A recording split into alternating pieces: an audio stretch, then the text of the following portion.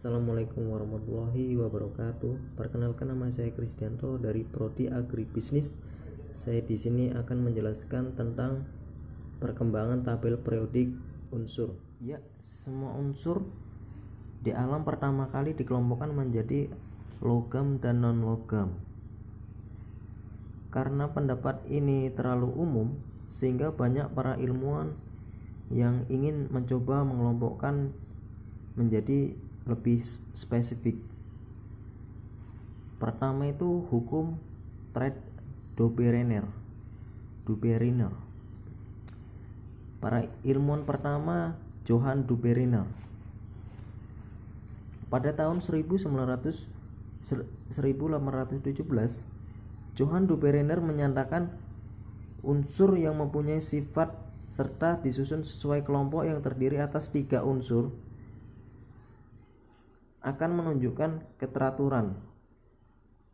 Dobereiner mengelompokkan unsur yang sifatnya mirip satu kelompok yang berisi 3 unsur. Jadi ini mempunyai 3 unsur. Dia mengelompokkan menjadi 3 unsur.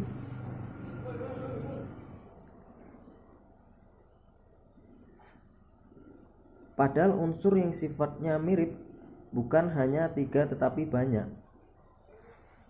Jadi harusnya ini bukan hanya 3 saja, tapi dia hanya menyimpulkan menjadi 3 unsur yang sama. Jadi hukum ini mempunyai kelemahan hukum ini. Hukum Trade-Dobereiner adalah tidak dapat mengelompokkan unsur-unsur yang jumlahnya banyak dan mirip. Kemudian hukum yang kedua, hukum oktav dari Newland.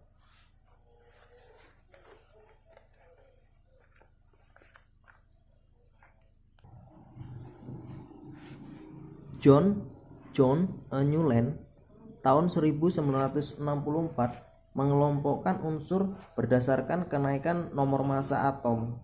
Setelah disusun, Newland menemukan adanya kemiripan antara unsur pertama dengan unsur ke-8, unsur 9 dan seterusnya pada pola yang terbentuk seperti tanggal lagu. Jadi seperti tanggal lagu ini, seperti ini.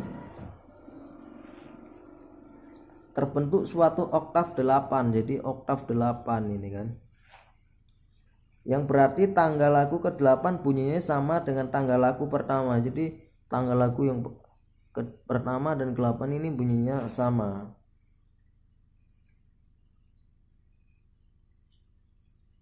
Dengan tanggal lagu pertama. Jadi ini sama ya tadi. Naik 7 tangga akan tapi nadanya lebih tinggi. Oleh karena itu dinamakan dengan hukum oktav Newland. Hukum oktav Newland ini tidak bisa digunakan untuk semua unsur, karena ini juga masih mempunyai kelemahan. Oktav hanya sesuai unsur untuk unsur dengan massa atom kecil, sedangkan unsur dengan massa atom besar ketika disusun menjadi pengulangan sifat sesuai hukum oktav. Jadi itu kelemahannya itu. Kemudian tabel periodik Mendeleev. Pada tahun 1872 secara terpisah, Dmitri Ivanovich Mendeleev dan Julius Lothar Mayer mengajukan tabel suatu unsur. Tabel dikenal sebagai tabel periodik unsur. Mereka menyusun unsur secara mendatar berdasarkan kenaikan atom relatifnya dan memiliki kemiripan sifat diletakkan di bawah unsur sebelumnya, sehingga diperoleh tabel periodik yang berisi semua unsur yang sudah diketahui saat ini. Tabel Mendeleev terdiri dari 12 baris. Jadi terdiri dari 12 baris nih ya. Ini kan baris pertama, ini baris pertama, ini kesini kan. Baris pertama, ini kedua, ini ketiga, keempat, 5, 6 dan seterusnya. Dan memiliki baris dan 8 golongan tegak. Jadi memiliki golongan tegak ini ya. Ini lihat. Ini tegak ke atas ini kan. Ini golongan tegak, ini 8 jadinya. Unsur yang terletak pada golongan yang sama mempunyai sifat kimia dan fisika yang sama. Sifat-sifat ini berubah secara periodik atas ke bawah. Itulah tabel periodik Mendeleev. Kemudian berikutnya adalah tabel periodik modern. Ini yang saat ini masih digunakan.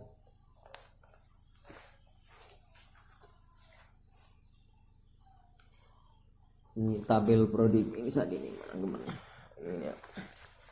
Oke.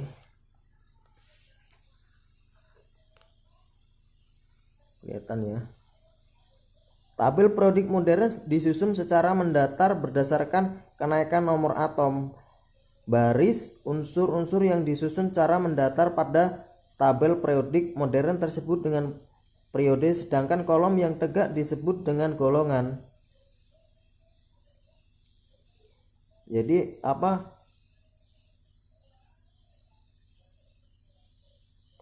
Tabel periode berisi 7 periode. Jadi tabel ini berisi 7 periode ya nih. Periode yang pertama nih. 1.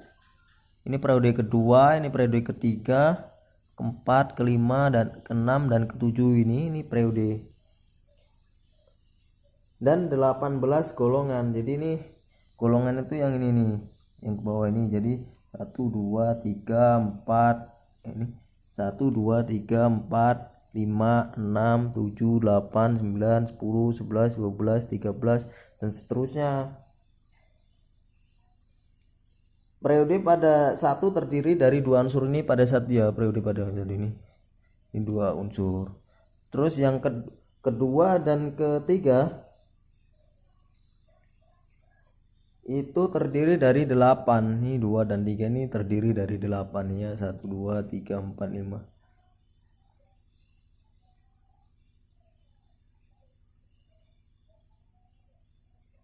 Terdiri dari 8 unsur.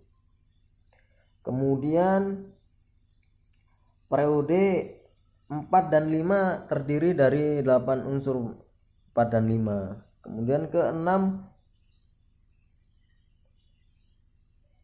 dan ke-7 terdiri dari 32 unsur. Karena terlalu panjang pada periode 6 dan 7 ini, karena terlalu panjang, maka unsur yang memiliki nilai 57 sampai 71 dan 89 sampai 103 dikeluarkan dari tabel ini, sehingga kemudian ditempatkan pada bawah sini. Ya, mungkin itu saja materinya. Nanti lanjut yang soal berikutnya. Ya, lanjut kembali pada cara membaca tabel periode. Untuk saat ini ditemukan 118 unsur di alam, biasanya ditulis dalam bentuk singkat 1 sampai 3 huruf. Jadi sekarang itu ditemukan 18 unsur ya. Nih ada 118 unsur di sini mana? Ya, ini ada 118 unsur. Di awal tadi saya sudah menjelaskan bahwa tabel ini terdiri dari berisi 7 periode dan 18 golongan. Jadi ini 7 periode 1 sampai 7 dan 18 golongan 1 sampai 18 ya kan.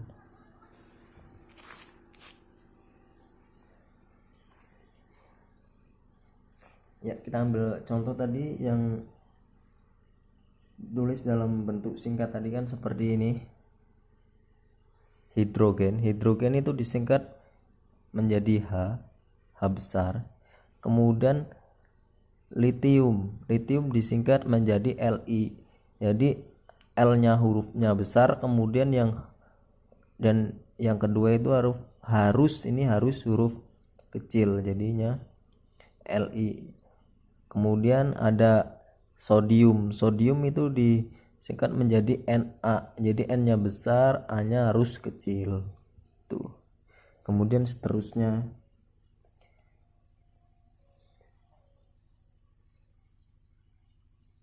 Kemudian dari kiri ke kanan unsur itu disusun berdasarkan nomor atom. Jadi dari kiri ini ya sampai sini nih disusun berdasarkan nomor atom. Jadi semakin ini ke sini, ini kemudian ke sini semakin besar nomor atom. Ini 1, 2, 3, 4 ini semakin besar. Semakin ke kanan itu semakin besar. Seperti hidrogen nomor 1, helium nomor 2 kan, lithium nomor 3, berlium nomor 4, boron nomor 5, karbon nomor 6, nitrogen nomor 7, dan seterusnya.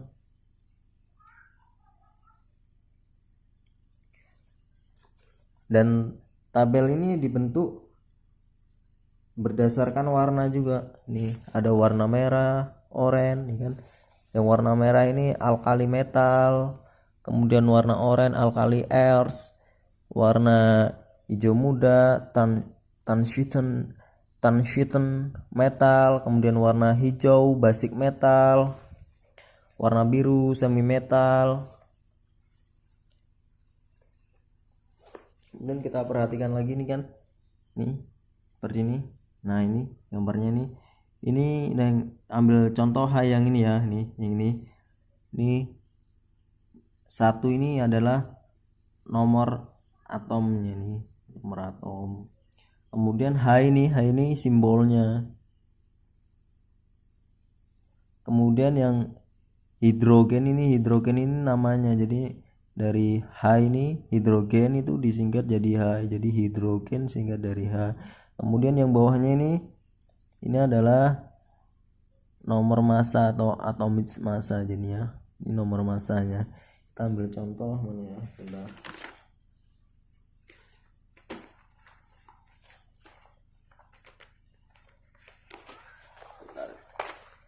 Kita ambil contoh ini ya. Kita ambil contoh CR ini semua ya, CR. Ini CR. Di sini kita tulis CR. Berarti kan itu 24 CR. Terus ini 51.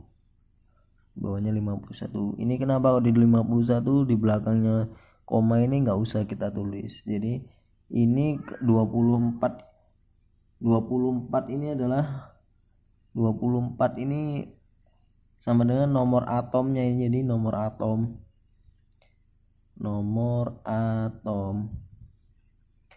Kemudian yang 51 ini 51 ya. Ini adalah nomor masanya. Ini nomor massa. Nomor massa.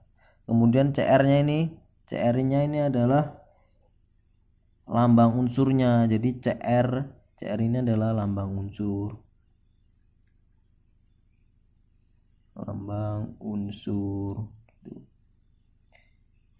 Ya, mungkin itu saja yang bisa saya jelaskan. Kurang lebihnya saya mohon maaf. Akhir kata saya ucapkan terima kasih. Wassalamualaikum warahmatullahi wabarakatuh.